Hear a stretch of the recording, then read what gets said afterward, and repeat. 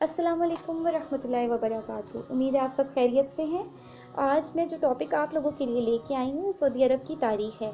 तो टॉपिक की तरफ जाने से पहले मैं आपसे गुजारिश करती चलूँ कि आप मेरे चैनल पर अगर नए हैं तो प्लीज़ मेरे चैनल को सब्सक्राइब कर लें, और अगर आपको मेरी वीडियोस पसंद आ रही हैं तो मेरी वीडियोस को लाइक करना ना भूलिएगा।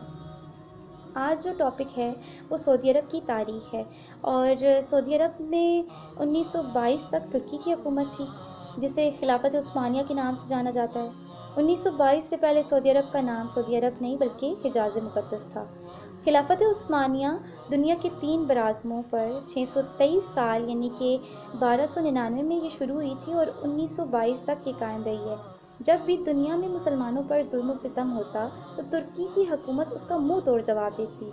अमेरिका, बरतानिया, यूरोपियन, नसरानी यहूदियों को अगर सबसे ज़्यादा खौफ था ना तो वो खिलाफत उस्मानिया की हुकूमत का था।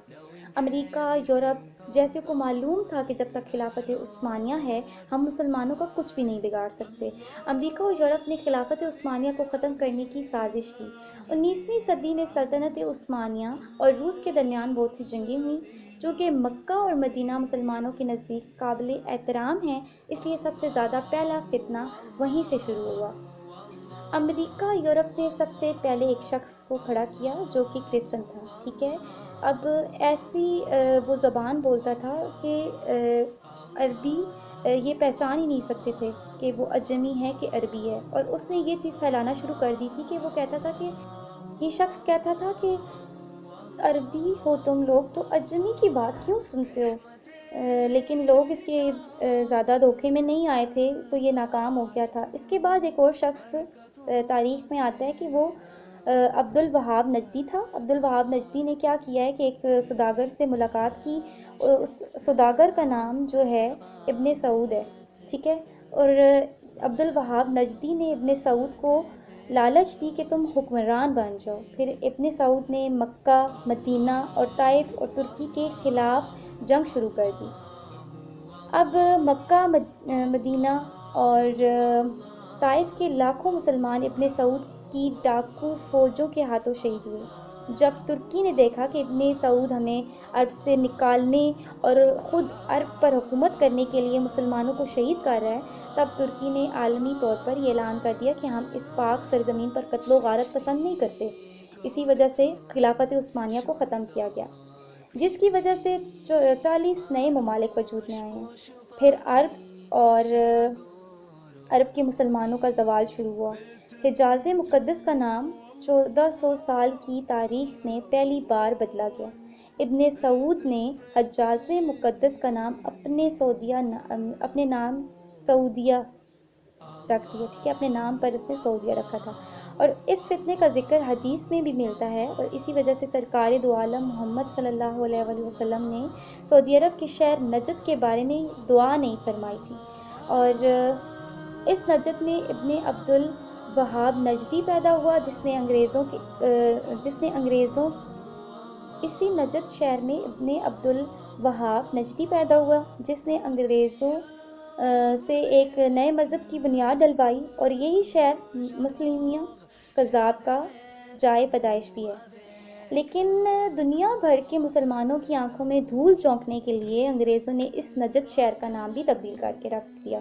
अब उन्होंने नजद को रियाज़ कहना शुरू कर दिया, और ये जो रियाज़ है ये सऊदी अरब का दारुल हुकूमत है। जन्नतुल बकी और जन्नत मुअल्ला में सहाबा रिज़वानुल्लाहि अजमईन और अहले बैत की कब्रों पर बिल्डोज़रों को चलाया गया और तमाम कब्रों की बेहुरमती करके इनको मलिया मेट कर दिया गया। बदकिस्मती से आज भी कई भोले भाले मुसलमान उन्हीं कब्रों को सुन्नत के मुताबिक समझते हैं, हालांकि 1922 से पहले वो ऐसी ना थी। हरम शरीफ के जिन दरवाज़ों के नाम सहाबा और अहले बैत के नाम पर हैं और उनका नाम आले सऊद के नाम पर रखा गया। आप ये सारी मालूमात इसके अलावा मेरी इस वीडियो के अलावा इंटरनेट पर सर्च कर सकते हैं।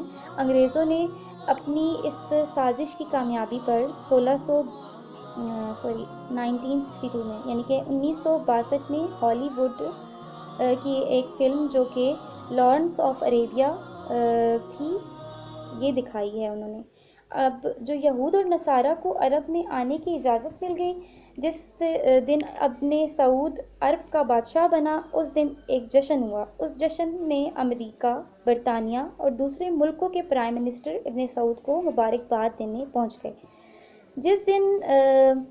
جس عرب کے نام سے یہود و نصارہ کانپتے تھے، وہ سعودیہ امریکہ کے اشارے پر ناچنے لگا، اور یہود و نصارہ کی اس پاک سازش کا ذکر کرتے ہوئے علامہ اقبال کیا خوب فرماتے ہیں۔ وہ کہتے ہیں کہ وہ فاقہ کش جو موت سے ڈرتا نہیں ذرا، بہت خوبصورت انداز میں کہتے ہیں، آپ سنیے ذرا غور سے۔ وہ فاقہ کش جو موت سے ڈرتا نہیں ذرا، روح محمد اس کے دل سے نکال دو، فکر عرب کو دے کر فرنگی تخیلات، اسلام کو حجاز اور یمن سے نکال دو۔ اللہ تعالیٰ مسلمانوں کو ایسے فتنے سے محفوظ فرما کر پھر سے خلافت کی دولت عطا فرمائے، اور ہمیں ماضی کے تلخ حقائق کو سمجھنے کی عقل عطا فرمائے، آمین یا رب العالمین۔ میری یہ ویڈیو امید ہے آج آپ کو بہت پسند آئے گی، پلیز لائک کرنا نہ بھولیے گا۔